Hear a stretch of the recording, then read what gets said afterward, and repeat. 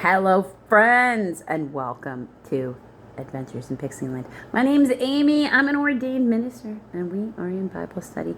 We are in the NIV. We are in the book of 1 Samuel. We are continuing with the story of David.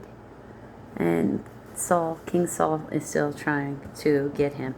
Chapter 26. David again spares Saul's life. The Ziphites, Ziphites,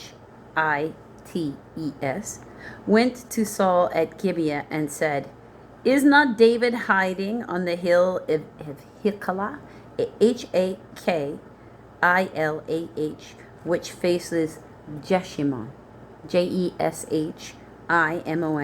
So Saul went down to the desert of Ziph with his 3,000 chosen men of Israel to search there for David. Saul made his camp beside the road on the hill of Hakillah facing Jeshimon, but David stayed in the desert. When he saw that Saul had followed him there, he sent out scouts and learned that Saul had definitely arrived, or had come to Nacon, Nacon. Then David set out and went to the place where Saul had camped. He saw where Saul and Abner, son of Ner, the commander of the army, had laid down. Saul was lying inside his camp, with the army encamped around him. Then David asked Ahimelech the Hittite and Abishai, Abishai, son of Zeruiah, Zeruiah. So I'm not saying I'm pronouncing these right. Joab's brother.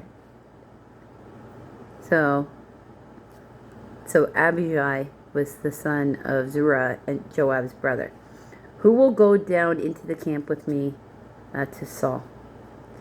I will go with you, said Abishai.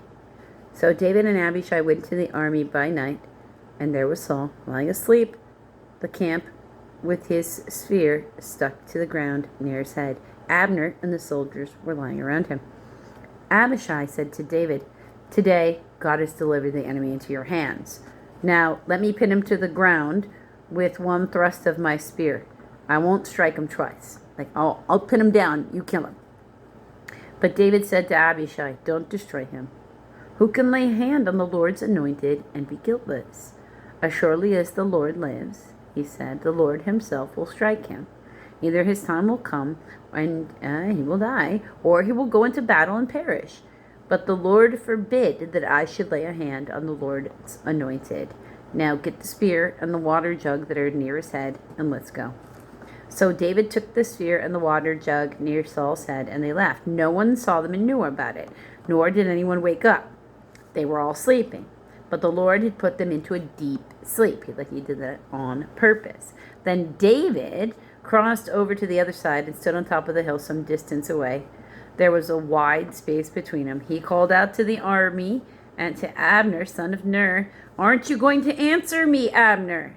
Abner replied, "Who are you who calls to the king?" David said, "You're a man, aren't you? And who is like you in Israel? Why didn't you guard your Lord King? Someone came to destroy your Lord King. What you have done is not good. As surely as the Lord lives, you and your men deserve to die because you did not guard your master, the Lord's anointed. Look around you. Where are the king's spear and water jug that were near his head?" Saul recognized David's voice and said, "Is that your voice, David, my son?" "My son." You're trying to kill him, but you call him my son. David replied, "Yes, it is, my Lord King." And he added, "Why is my Lord pursuing his servant? What have I done, and what wrong am I guilty of?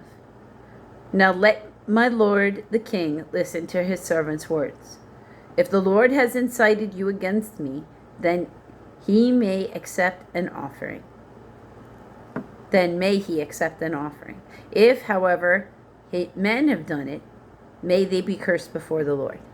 They have now driven me from my share in the Lord's inheritance and have said, 'Go serve other gods.' Now do not let my blood fall onto the ground far from the presence of the Lord. The king of Israel has come out to look for a flea, as one hunts a partridge in the mountains."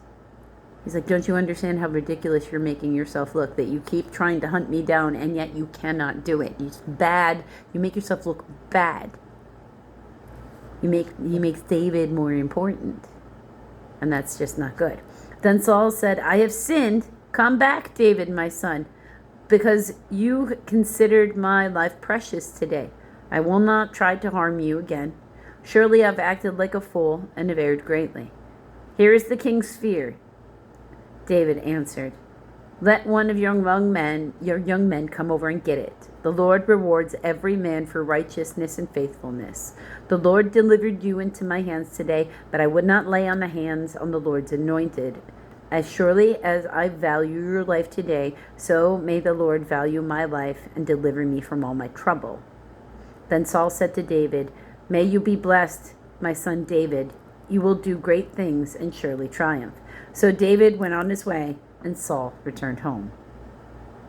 There's a lot of back and forth with this, because remember, Saul doesn't really stay in his right mind. He's being, haunted by a demon. So, and it's one that the Lord sent on him. So what are you going to do with that? I mean, once the Lord's decided that that's the punishment, then let's... Somebody's got to plead, and Saul's got to show penance. You're not really going to find those kinds of things happening, though. So, until the next video, friends.